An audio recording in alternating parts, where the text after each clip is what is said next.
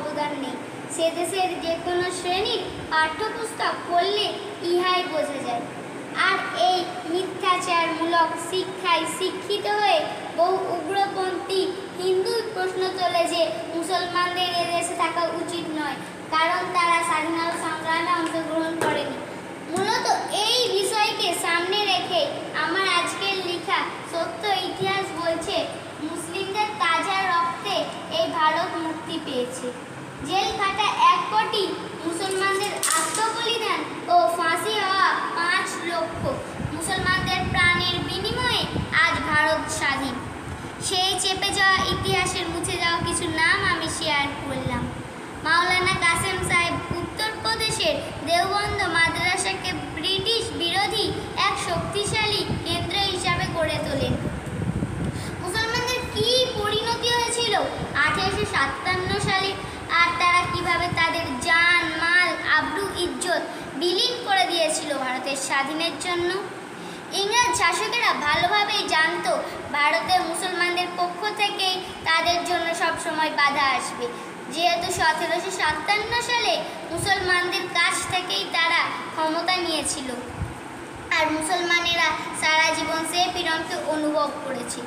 তাই ইংরেজদের সঙ্গে স্বাধীনতা সংগ্রামে মূল বিরোধ ছিল কেবল মুসলমানদের সঙ্গতায়।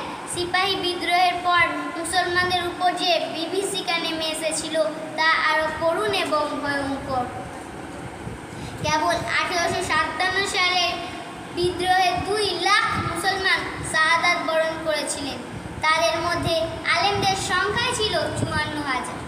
খুব পরিকল্পিত এবং নৃশংসভাবে আলেমদের একটা বিরাট অংশকে ফাঁসিতে ঝোলানো হয়েছিল।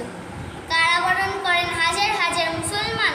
কেবল দিল্লি শহরেই তারা জ্বালিয়ে ভস্মীভূত করে প্রায় 10,000 মাদ্রাসা। ভারতকে এমনভাবে আলেম শূন্য করা হয়, 1857 সালের পরে মুসলমানদের জানাজার নামাজ পড়ানোর জন্য লোক পাওয়া যেত না। এডওয়ার্ড টমাস বলেন, শুধু দিল্লিতে 500 আলেমকে ফাঁসি দেওয়া হয়েছিল। সাইফুল হিন্দ মাওলানা মাহমুদ হাসান দেওবন্দি রেশমি রুমাল আন্দোলনের পর ষড়যন্ত্র করে সাইফুল হিন্দ এবং তার 4 সহকর্মী সাগরেদ হুসাইন আহমদ মাদানি, মাওলানা অজায়ের গুল, মাওলানা হাকিম সুনারাত হুসাইন, মৌলভী ওয়াহিদ আহমদকে 3.5 বছর মাল্টায় বন্দী করে রাখা হয়। এছাড়াও বহু আলেমকে তারা মাল্টায়, আন্দামানে, সাইপ্রাসে নির্বাসন দেয়।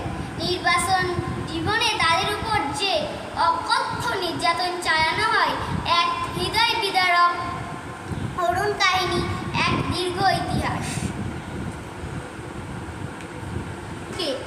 রাজনৈতিক অঙ্গন থেকে সমূলে উৎখাত করার জন্য অত্যাচার ও নির্যাতনের বিভিন্ন কৌশল ইংরেজরা অবলম্বন করে।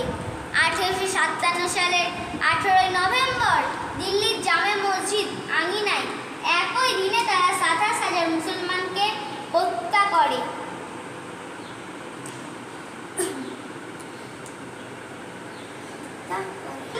ইংরেজরা যখন মুসলমানদের হত্যা করত তখন শুকুরের চামড়া মধ্যে পুড়ে সেলাই করে দিত এবং শুকুরের চর্বি গায়ে মাখিয়ে আগুন জ্বালিয়ে দিত। মাসুজি লিখেছেন, একজন মুসলমান সিপাহীর মুখমণ্ডল সঙ্গিনের আঘাতে ক্ষত বিক্ষত করা হয়, তারপর তাকে অল্প আগুনে ভুনা করা হয়। জ্বলন্ত মানুষের দুর্গন্ধে আমার মাথা ফেটে যাওয়ার উপক্রম হয়েছিল। নিজামী লিখেছেন, হাজার হাজার মুসলিম নারী ইংরেজদের পৈশাচিক নির্যাতনের ভয়ে নিজেদের কৃপে নিক্ষেপ হয়ে নিজেরাই আত্মহত্যা করে।